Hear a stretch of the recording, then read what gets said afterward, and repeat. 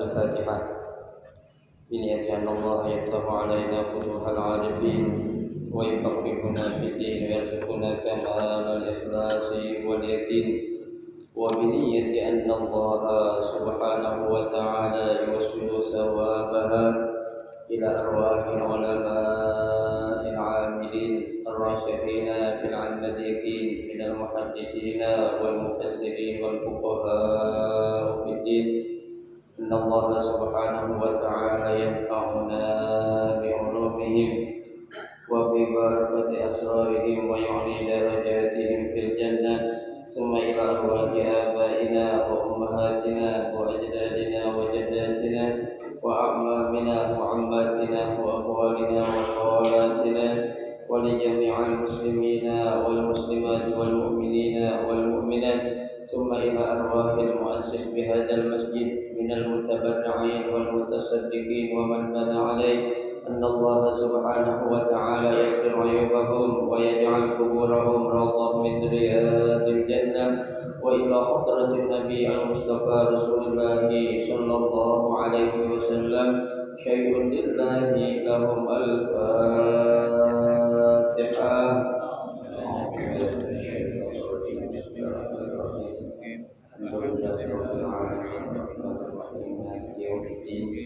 إياك نعبد وإياك نستعين اهدنا الصراط المستقيم صراط الذين أنعمت عليهم غير المغضوب عليهم ولا الضالين آمين.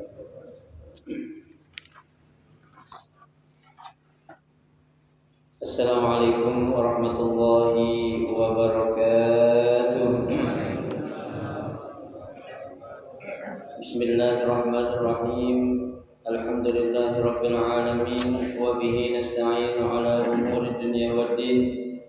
Wassalatu wassalamu ala asyrafil anbiya'i wal mursalin sayyidina Muhammadin wa ala alihi wa ashabihi ajma'in, amma ba'du. Fa inna sadaqal hadithi kitabullahi ta'ala wa khairal hadi hadi Rasulillah sallallahu alaihi wasallam, wa syarrul umuri muhdatsatuha, fa inna kulla muhdatsatin bid'ah wa kulla bid'atin dhalalah wa kulla dhalalatin finnar. Rabbi shrah li sadri wa yassir li amri wahlul 'uqdatam min lisani yafqahu qawli. Amin. Subhanaka la 'ilma lana illa ma 'allamtana innaka antal 'alimul hakim. La haula wa la quwwata illa billahil 'aliyyil 'azim. Para asatidzah, para hujjah, bapak-bapak, ibu-ibu, hadirin hadirat sekalian, jamaah majelis ta'lim Masjid Hudal Islam yang dirahmati dan dimuliakan Allah Subhanahu wa taala. Alhamdulillah, kita bersyukur kepada Allah Subhanahu wa taala di pagi hari ini Allah Subhanahu wa taala masih memberikan kepada kita karunia nikmat yang cukup banyak, berupa nikmat sehat wal afiyah, nikmat panjang umur, terutama dua nikmat besar yaitu nikmatul iman wa nikmatul Islam, yang tentunya patutlah kita syukuri dengan barakah nikmat yang Allah Subhanahu wa taala berikan kepada kita. Alhamdulillah, kita dapat melangkahkan kedua kaki kita menuju tempat yang termulia di sisi Allah Subhanahu wa taala, baitun min buyutillah, dan kita berada di rawdah min riyadil jannah, taman daripada taman surga, dalam rangka kita melaksanakan salah satu kewajiban yang difardukan Allah kepada kita selaku hamba yang beriman, yaitu menuntut ilmu. Kita berharap mudah-mudahan rangkaian ibadah yang sudah kita kerjakan, yang sedang kita kerjakan, dan yang akan kita kerjakan, kesemuanya Allah Subhanahu wa taala akan memberikan ganjaran pahala yang berlipat ganda. Ilmu-ilmu yang sudah kita pelajari mudah-mudahan Allah Subhanahu wa taala jadikan ilmu yang bermanfaat, dan yang akan kita pelajari mudah-mudahan Allah Subhanahu wa taala memberikan kemudahan kepada kita untuk memahami dengan sebaik-baiknya. Amin, Allahumma amin. Sebelumnya saya mohon maaf ya, yang siang-siangnya hari Sabtu yang lalu kita sudah mengaji ya, namun karena ada perubahan jadwal ya kepulangan, makanya mohon maaf Sabtu kemarin pulangnya agak telat ya, jadi saya tidak bisa mengajar ya. Alhamdulillah saat ini kita akan mulai kembali ya pengajian yang biasa kita adakan setiap Sabtu pagi ya, dengan kita membahas kitab Riyadhus Shalihin. Baiklah, mari kita lanjutkan kembali kajian kitab kita, yaitu melanjutkan hadis yang berikutnya, yaitu hadis yang ke-44 ya, masih pada bab sabar ya, bab sabar.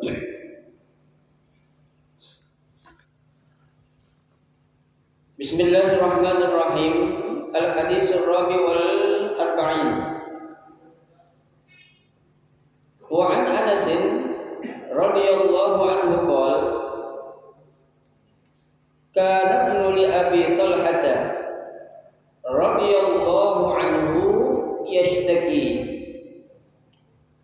fa kharaja Abu Talhah fa qubila as-sabiy falamma raja'a Abu Talhah qala ma fa'ala ibni qalat Ummu Sulaim wa hiya ummu as-sabiy huwa askanu ma kana wa qarrabat lahu al-'isha fata'asha thumma asaba minha falamma faragha qalat wa as-sabiy falamma asbaha Abu Talhah آتي رسول الله صلى الله عليه وسلم فأخبره فقال أعرستم الليلة قال نعم قال اللهم بارك لهما فولدت غلاما فقال لي أبو طلحة أحمله حتى تأتي به النبي صلى الله عليه وسلم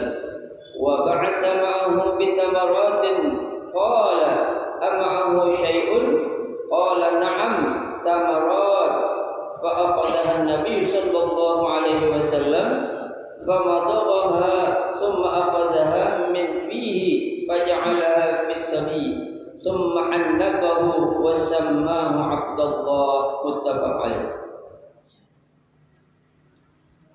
Hadis yang ke-44 ini ya, dari Anas radhiyallahu anhu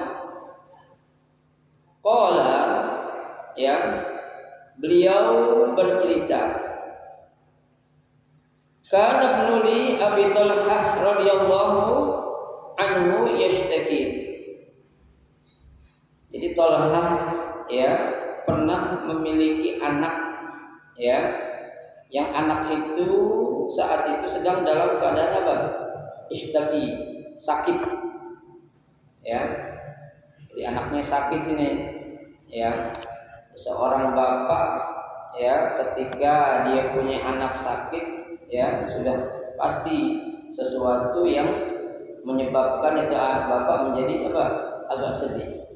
Ya kan, ya wajarlah kesedihan itu ya, manusiawi ya, ketika ada orang ditimpa musibah ya, baik itu kematian atau sakit ataupun apapun namanya ya, itu ada rasa sedih, itu sesuatu yang manusiawi ya, biasa.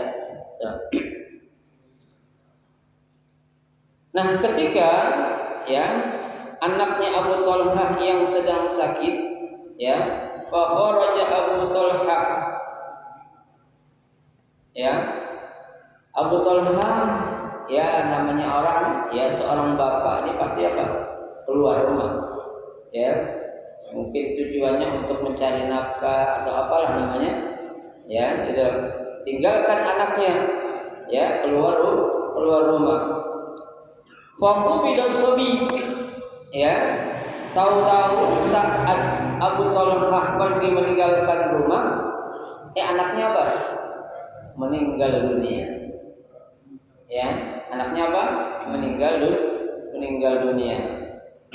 Berarti kan nih Abu Talhah tahu apa enggak kalau anak meninggal? Tak tahu ya. Waktu dia tinggal kan masih dalam keadaan sakit ya, tahu-tahu pas dia tinggal meninggal dunia.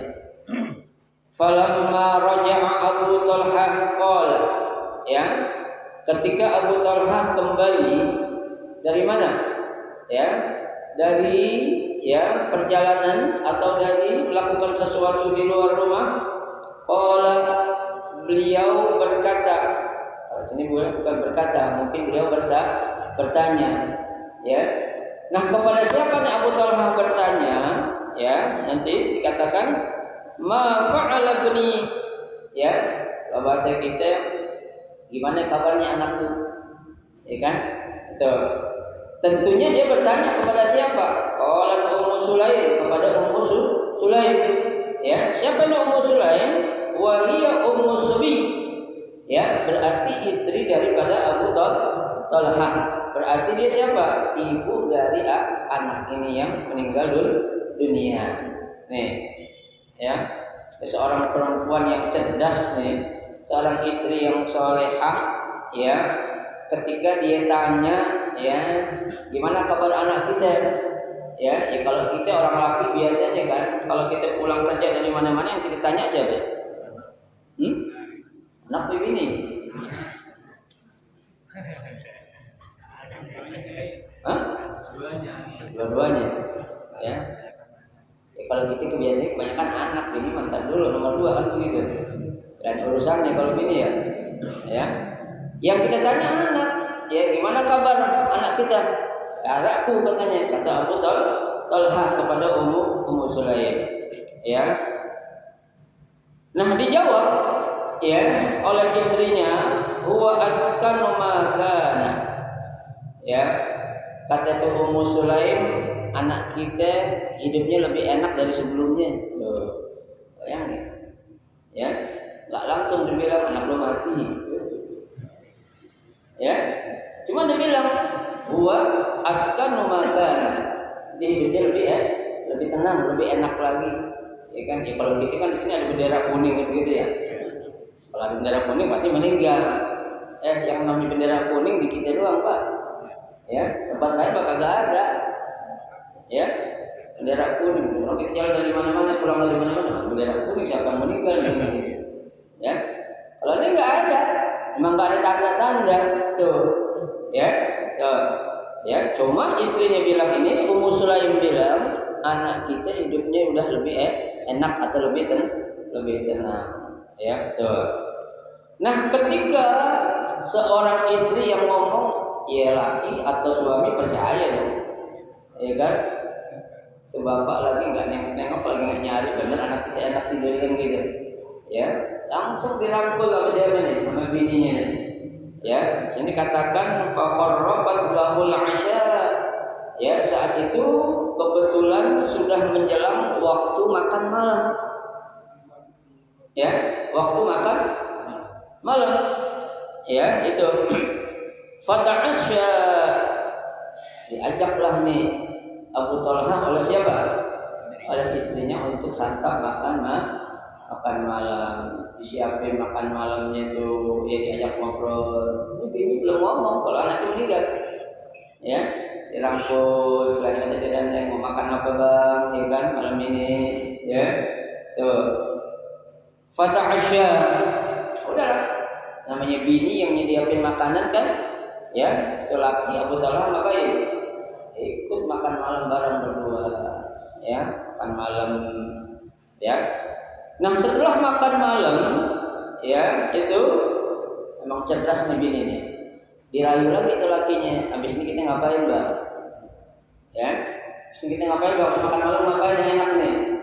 Ya, udah, dirangkul, diajak, ditenteng, bawa kemana? Ke dalam kamar. Ya, dibawa ke dalam kamar. Summa asaba minha. Ya, kalau asaba minha ini bahasanya ini ya biasalah. Ya, terjadilah hubungan intim antara Abu Talha dengan Ummu Sulaim. Sempat tuh Bang enggak cerita ya? Bisa tuh. Bisa ya. Ya. Bini sama laki anaknya meninggal enggak tahu, enggak cerita, sampai ngelakuin kayak gitu tuh. Ya. Kali kita Abu Talha nanya, anak kita enggak ada suara-suaranya, nangis enggak? Ya.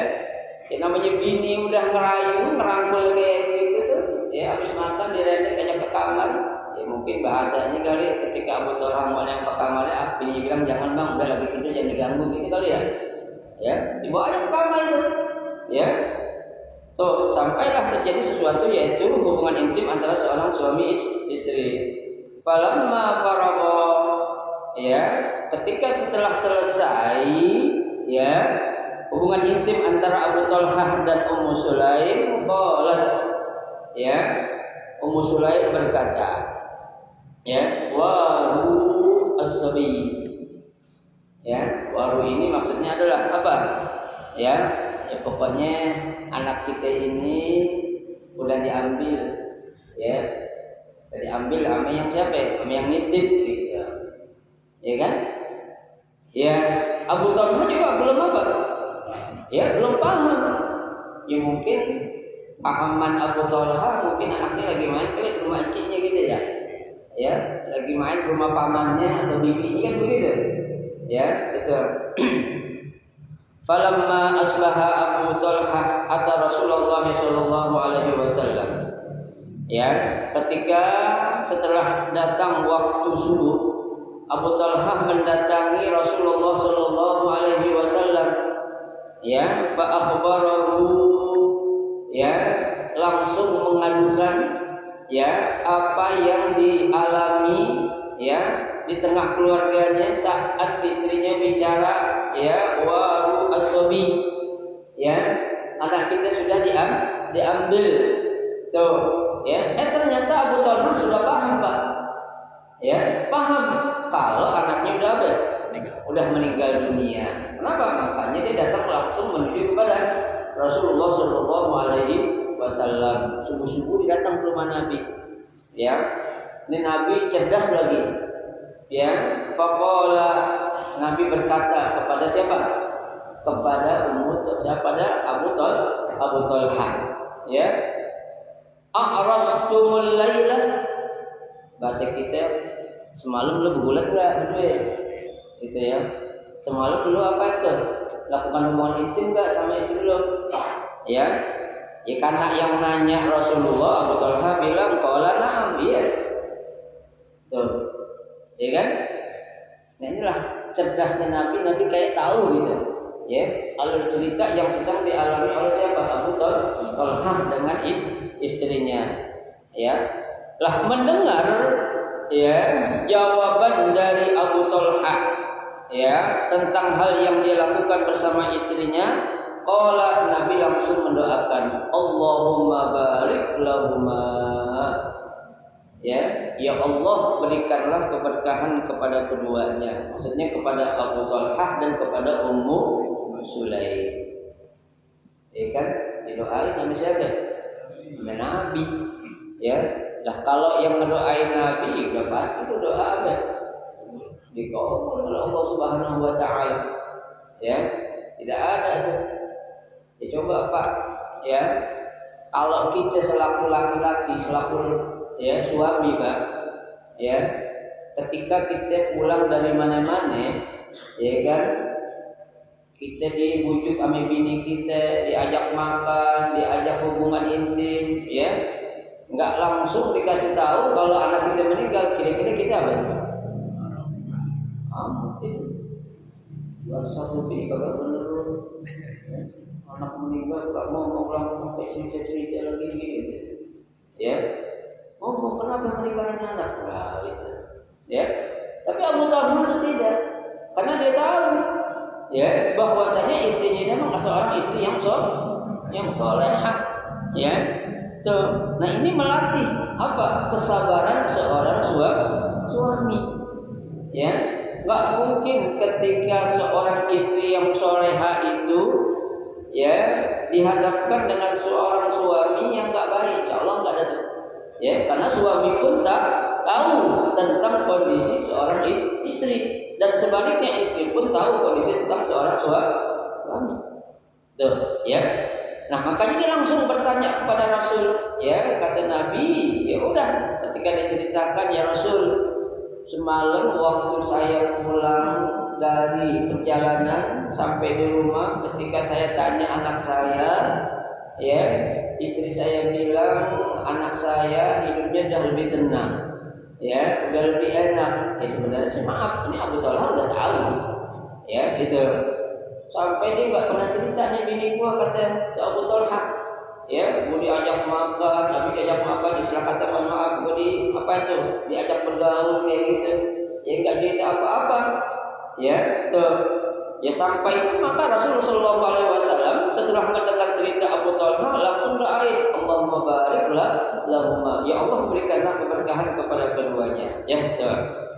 Nah biasa, ya namanya seorang suami istri ketika melakukan hubungan intim berarti kan itu istri apa? Hamil. Ya, hamil.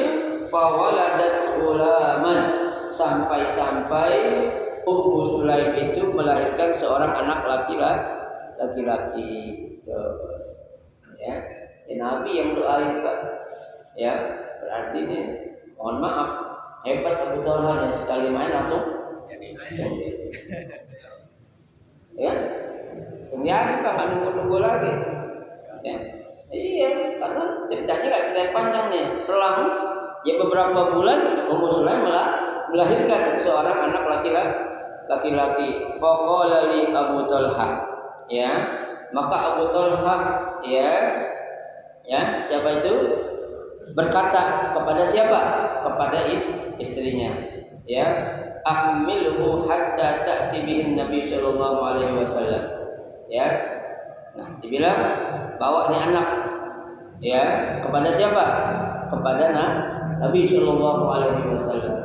Ya, ini anak dibawa ya ke pangkuan Nabi, disuruh bawa ngapain? Istilah kata kita doain, ya minta didoain sama Nabi, mudah-mudahan nih anak jadi anak yang apa?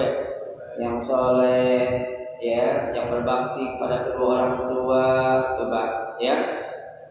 Wa ba'atha wa ma'ahu bitamaratin, ya tuh saat ya Abu Talha membawa anaknya yang baru lahir ya kepada pangkuan Nabi Shallallahu Alaihi Wasallam, Abu Talha pun membawa beberapa butir kurma.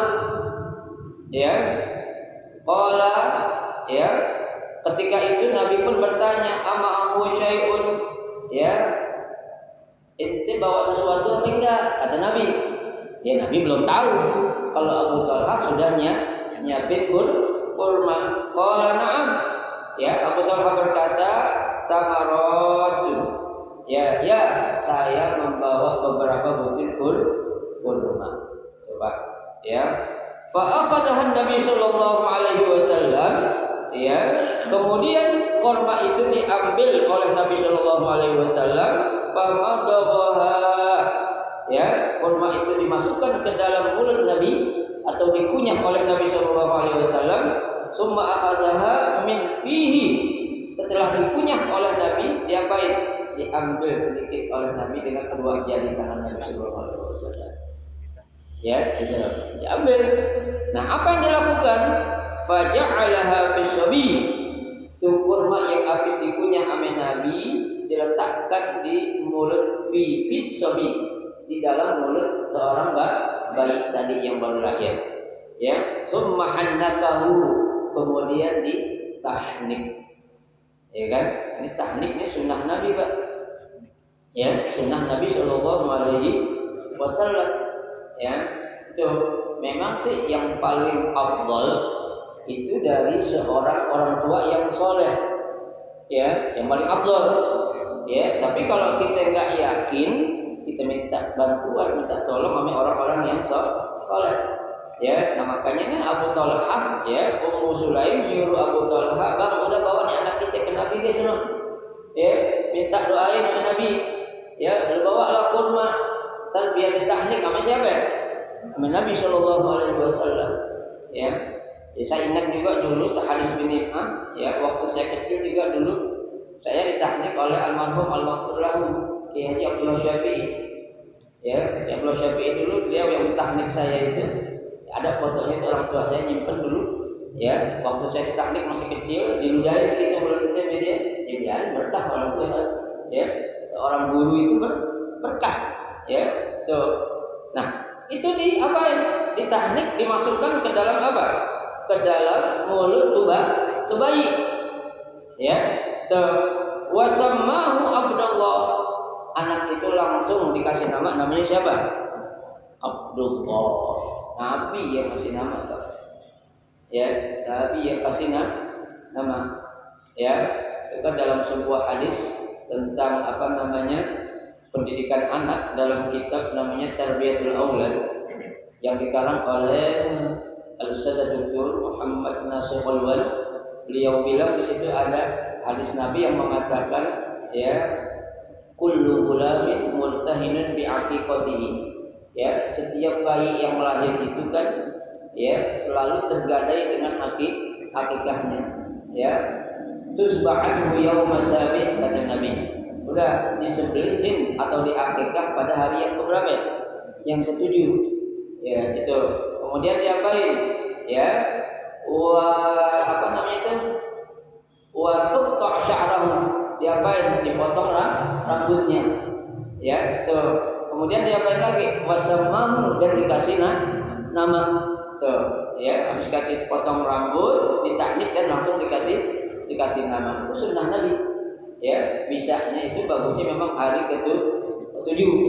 Ya, tapi para ulama bilang kalau kita nggak bisa melakukan itu pada hari ketujuh, ya, hitung bilangan 77 selamanya. Habis ke-7 berarti hari ke-14, 14 bisa hari ke-21, 21 nggak bisa hari ke-28, 28 nggak bisa hari ke-20, 30, 35, terus aja tuh, yang penting kelipatan 7 terus. Ya, kalau kita mah nggak bisa, malas ngitung kayak gitu kali ya.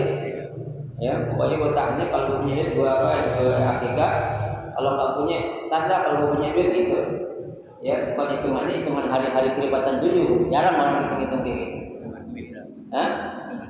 Enggak ya, karena yang orang laki biasanya sibuk ngurusin kapan nih bini gue suci gitu, bukan hitungan.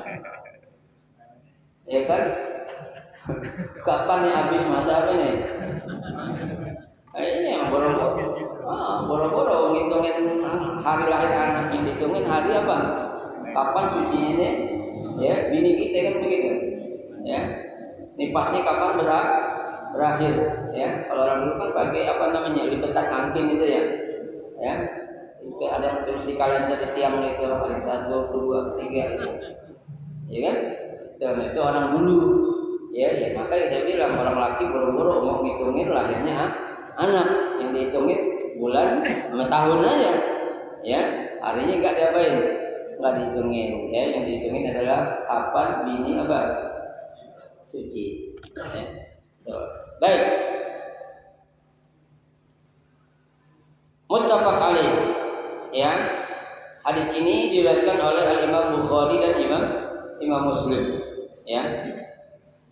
Nah, dari hadis ini ya bisa kita ambil beberapa hikmah. Ya. Yang pertama bahwasanya apa? Ya. Seorang istri, ya, apabila dia menjadi seorang istri yang solehah, ya, maka sudah pasti istri yang solehah ini akan mendapatkan jaminan apa? Surga. Ya, karena emang orang perempuan, Pak, Bu, paling gampang masuk surga. Ya, orang perempuan gampang masuk surga, orang laki agak susah.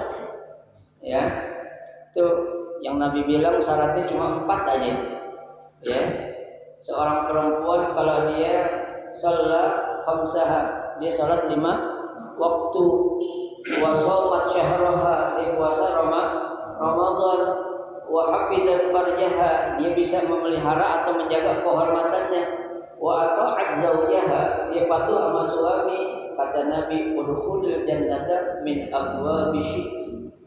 Silahkan wanita atau istri yang solehah seperti ini masuk ke dalam pintu surga dari pintu mana aja yang dia mau.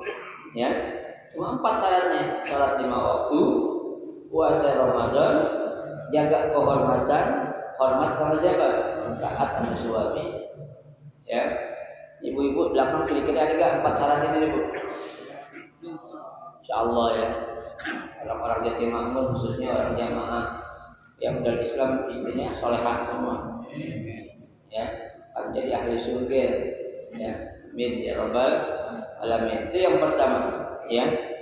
Yang kedua, ya, sebagai seorang suami, ya, itu harus menerima apa yang menjadi keputusan qada dan qadar dari Allah Subhanahu wa taala.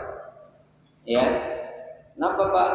Karena kalau ada seorang anak meninggal dunia, itu anak belum balik, ya, belum menginjak usia balik, itu anak bakal jadi celengan buat kita, Pak.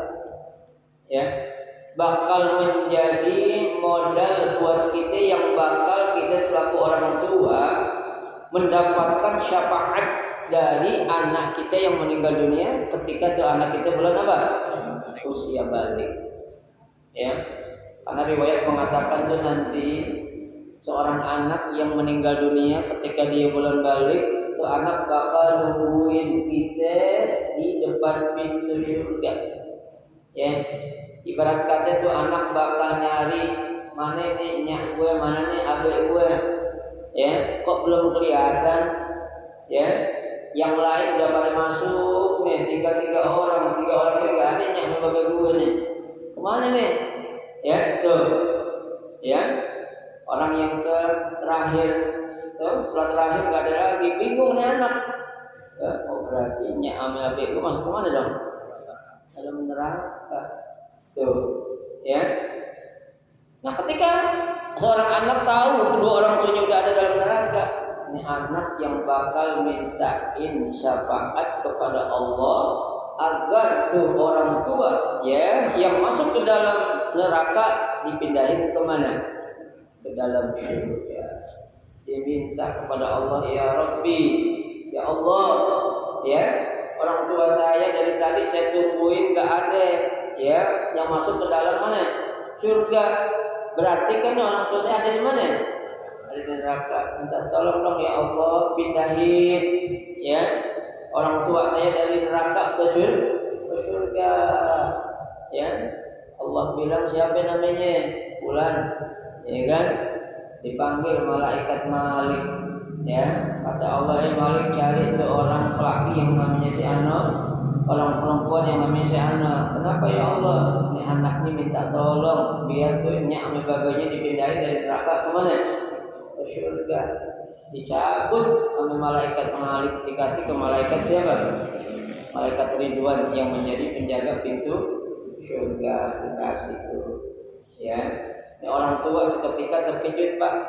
Ya, gerangan apa yang menyebabkan, ya, aku dipindahkan dari neraka ke surga?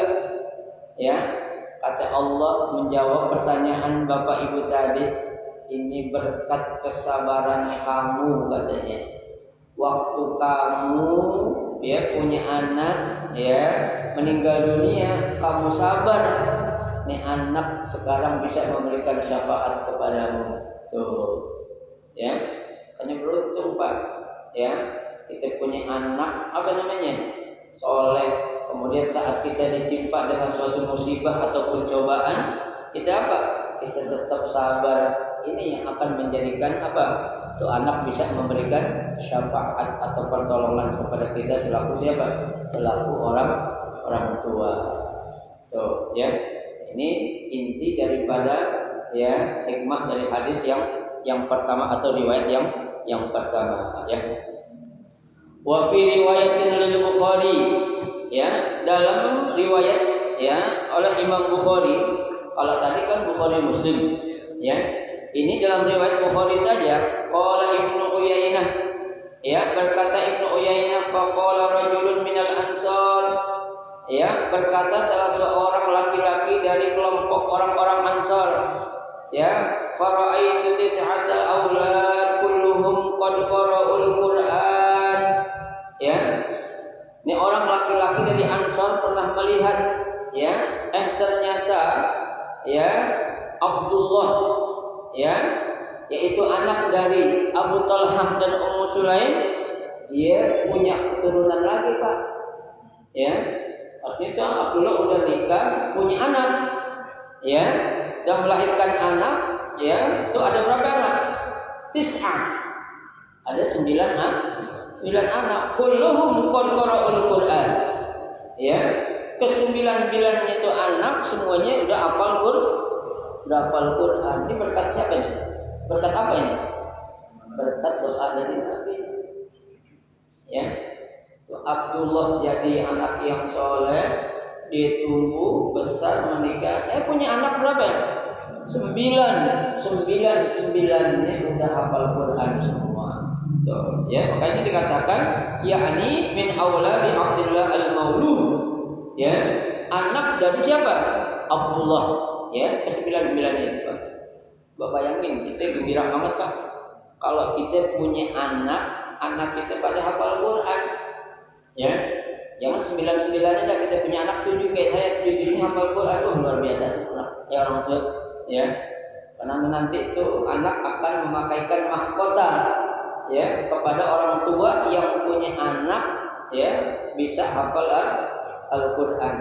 Tapi memang sekarang, Pak, mohon maaf, ya bukan saya merendahkan, ya banyak sih orang-orang anak-anak yang hafal Al-Quran, tapi hafal Al-Quran hanya sekedar hafal di lisannya saja, ya, dia tidak bisa, ya, mentransfer, ya, makna daripada Al-Quran yang dia hafal, ya, makanya mohon maaf, entah mudah-mudahan sih ini berita salah, ya, banyak kejadian-kejadian pesantren tahfiz Quran, ya, melakukan apa itu, ya, pencabulan kepada para santrinya, kan kita dengannya juga miris, Pak, ya, mudah-mudahan ini berita salah, gitu, ya.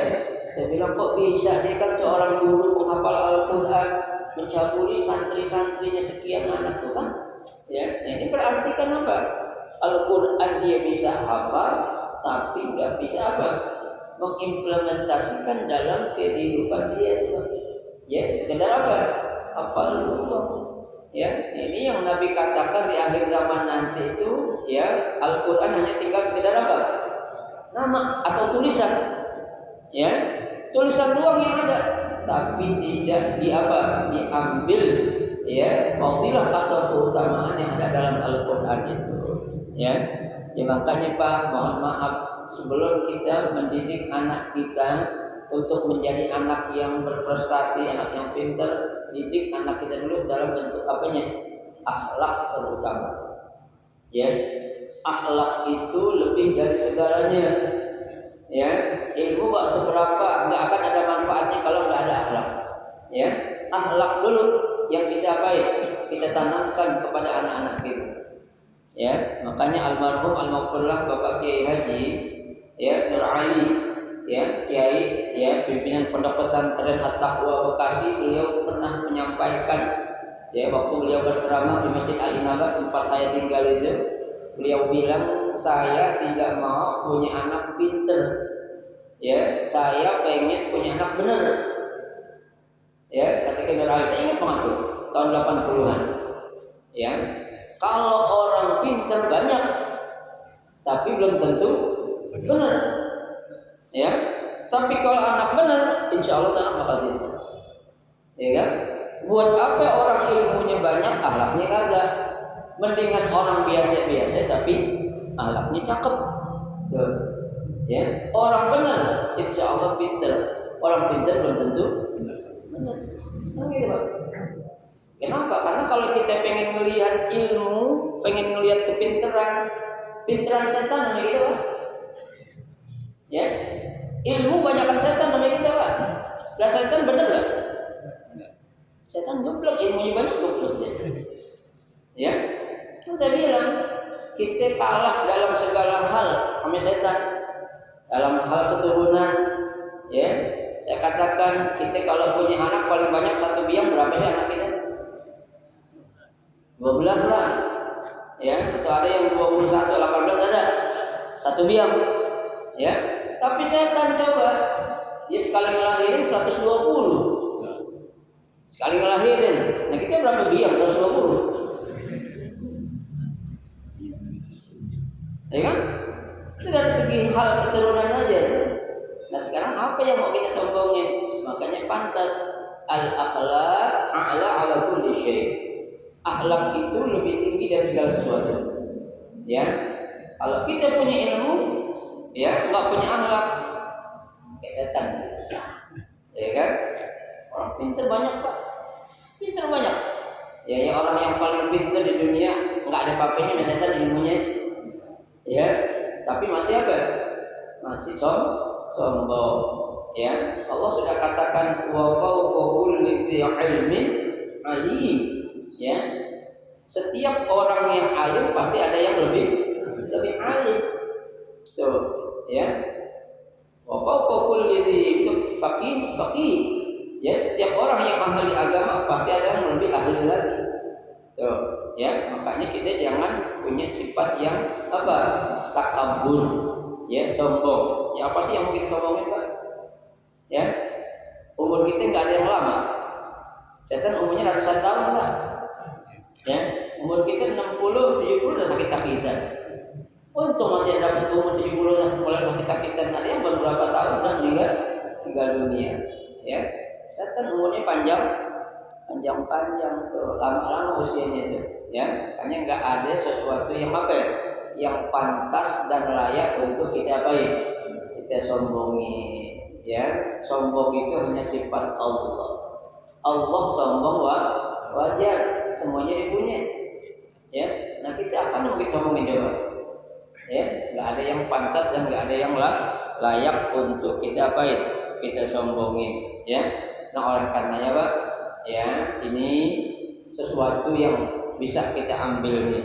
Ya, dari hadis, ya lanjutan hadis yang riwayatnya dari Imam Bukhari saja. Ya, sesuatu yang baik insya Allah akan menurunkan yang baik juga. Ya, ibarat kata pohon pinang jatuh nggak jauh dari apanya? Pohonnya. Dari apa pohonnya? Nggak ada pohon pinang di Jatimukmur jatuhnya di Pancoran, itu pohon pinang ada nggak? Ya, pohon pinang ada di Jatimukmur pasti buahnya jatuh di Jatimukmur, nggak ada jatuh di Pancoran. Kecuali ini nggak ada lagi Pancoran jauhan lagi. Ya, itu. Nah, ini apa yang dialami oleh Abu Thalha, ya, punya anak namanya Abdullah, anaknya soleh. Abdullah punya anak 9, semuanya soleh, baik-baik, bahkan bisa menghafal Quran. Ini adalah berkat pendidikan dari pongkol yang awalnya itu dari kakeknya, kemudian dari orang tuanya, sehingga dia apa? Menurunkan keturunan yang soleh dan solehah. Ya, 9 anak ini luar biasa, ya. Nah, yang bisa kita ambil, ya, ketika kita ingin mendapatkan keturunan yang soleh dan solehah, itu harus kita mulai dari diri kita dulu, Pak.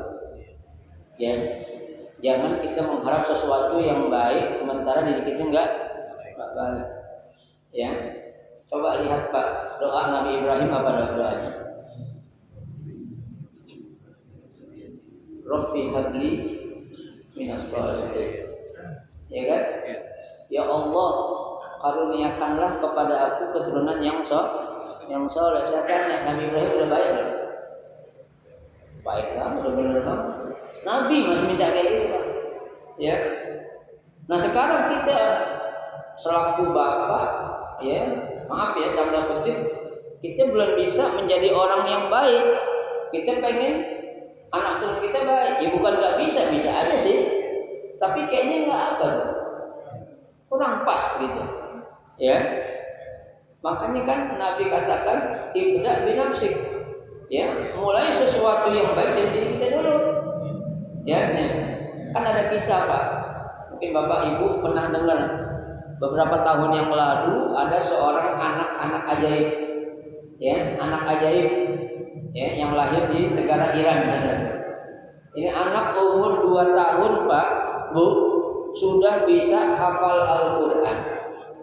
Ya, ini anak Pak, Bu, umur 2 tahun sudah bisa hafal ribuan hadis. Bukan saja matannya, tapi beserta sanad-sanadnya. Ya, anfulan sampai kepada Rasulullah dihafal. Dan ini anak sekali baca buku, itu buku langsung dihafal. Ya memang maka dibilang anak ajaib, ya wajar. Ya, gitu. Ini dunia dibikin apa tuh? Dibikin goncang namanya anak kecil. Ya kan? Itu yang namanya orang-orang orientalis yang menjadi musuh-musuh Islam pengen banget nih anak dia baik. Ya, diculik. Ya, bahkan konon kabarnya kerajaan Arab Saudi ya pengen ngambil nih anak ya dengan mengganti apa? Menjamin hidupnya 7 turunan dijamin oleh kerajaan Arab Saudi. Haji tiap tahun boleh. Ya. Tapi namanya orang tua kan nggak mungkin kan orang tua yang benar nggak. Itu mah istilahnya dunia nggak bisa diukur. Ya, bisa diukur. Tapi kalau ini anak yang soleh kayak gini Pak, luar biasa. Ya, singkat cerita, namanya ada sesuatu yang aneh, datang dong wartawan, ya kan, nanya-nanyain apa sebabnya kok ibu bapak bisa punya anak kayak gini nih, luar biasa. Ya, singkat cerita kunci jawabannya cuma satu, apa rahasianya? Nih bapak sama ibunya waktu sejak nih anak ada dalam kandungan nggak pernah ninggalin dulu, ya. Nggak pernah sekalipun dia hidup nggak punya wudu, ya selalu berwudu, batal wudu, itu kuncinya. Nggak ada yang lain nggak. Bapak ibunya bukan orang alim, ya bukan orang alim, orang biasa. Konon kabarnya dia seorang petani, ya tapi luar biasanya ketika dia melahirkan seorang anak, Allah kasih tuh anak punya kelebihan, ya.